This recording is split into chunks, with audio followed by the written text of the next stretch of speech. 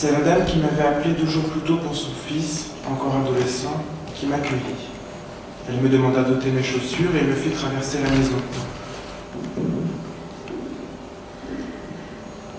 Une maison saturée, encombrée par un amoncellement d'affaires du sol au plafond, un bric-à-brac de choses entassées.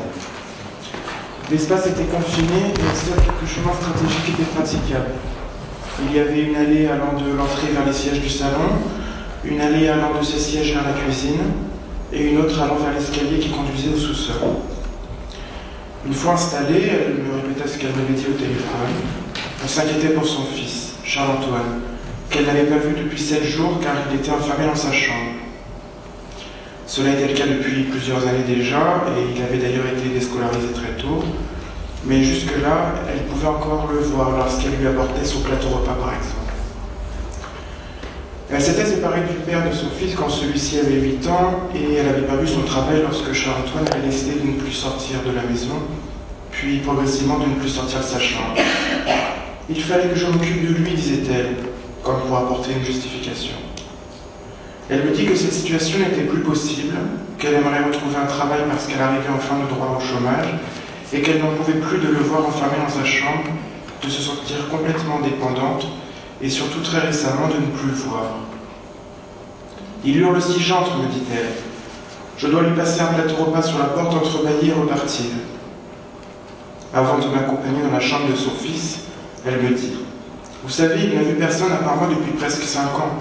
Je ne sais pas comment ça va se passer. Mais s'il était d'accord pour vous rencontrer, est-ce que vous allez réussir à me parler ?» Alors que nous arrivions devant la chambre de son fils, au sous-sol, elle m'ouvrit en me donnant un petit tabouret. J'entrai, elle ferma la porte derrière moi. Charles-Antoine était là, nu, recroquevillé par terre dans un coin de sa chambre. Il avait les cheveux, la barbe et les ongles longs. Je bégayai alors un « bonsoir », m'installai devant lui et lui dis « Est-ce que vous voulez vous couvrir ?» En réponse, il tendit doucement la main vers le lit, situé non loin de là où nous nous tenions, un lit impeccablement fait d'ailleurs, et sur lequel il y avait un plaid. Je l'attrapai et lui tendis. Il couvrit son corps, tout en continuant à me regarder, les yeux et la bouche grand ouverts. Dans mon titre, « Seul celui qui aime existe » est donc devenu « Seul celui qui haine existe ». Il suggère que je vais aborder ce colloque sous l'angle du rapport entre amour et haine et de ce qu'il peut y avoir d'essentiel dans la haine pour l'existence d'un individu. Je vais construire mon propos à partir de cette clinique que j'ai commencé à présenter, aussi parce qu'elle illustre bien la place extrême que peut prendre la haine dans le rapport entretenu avec soi-même et avec les autres. Dans l'évolution de la vie psychique, haine et amour sont des précurseurs qui jouent un rôle central dans la différenciation du moi et de l'objet. D'ailleurs, dans les phases précoces du développement, on ne parle pas rigoureusement d'amour et de haine, mais Freud, dans Pulsion et Destin des Pulsions, 1915, parle de 2 mouvements qui sont le haïr et l'aimer.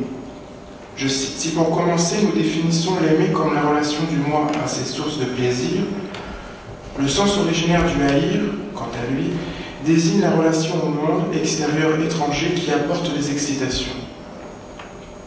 Une des premières expériences fondamentales de haine est le moment du refus maternel, moment où l'enfant se rend compte que le manque d'objet, manque qui est source de déplaisir et qui le contraint ensuite à renoncer à la tentative de satisfaction par voie hallucinatoire, est en fait un écho direct à la position de l'objet maternel qui choisit de ne pas répondre. C'est ainsi que la mère s'impose à l'enfant comme sujet désirant un autre part et un quelqu'un d'autre. Tout en refusant d'accepter l'identification de l'enfant à l'objet de son désir, elle frustre les pulsions sexuelles qui lui sont adressées. C'est à partir de cette frustration, en réponse à ce refus, que l'enfant va réagir par la haine dont le but est de supprimer la sensation de déplaisir, la tension interne. La haine est donc au départ un mouvement d'annihilation de l'autre en tant qu'autre désirant. Théoriquement, ce mouvement est nécessaire car il est à l'origine d'un processus de séparation et d'individuation qui, par ce processus de différenciation par rapport à l'altérité, aboutit à la constitution de l'autre dans sa différence, à l'émergence du langage et de la pensée. En d'autres termes, aimer correspondrait à l'origine à la corporation de l'objet satisfaisant et source de plaisir alors que haïr, ce prototype de la haine, serait lié à l'augmentation des tensions internes, à l'idée de l'insatisfaction et de déplaisir. Haïr en rejetant, en mettant à distance, en expulsant, c'est en même temps constituer l'objet en le différenciant du moi, ce qui est primordial pour distinguer le dedans du dehors, le moi du non-moi. La haine originelle est donc essentielle dans ce qu'elle sépare et différencie, alors qu'aimer tendrait plutôt à rassembler, à unir. Alors c'est dire que l'objet primaire est lui-même au principe de la haine. Freud précise. Les prototypes véritables de la relation de haine ne proviennent pas de la vie sexuelle, mais de la lutte du moi pour sa conservation et son affirmation. Donc la haine peut triompher, certes, en devenant le lien le plus solide, garantissant une continuité que l'amour ne saurait assurer aussi longtemps, mais la psychanalyse peut aussi redonner une place au dire et au désir subjectif.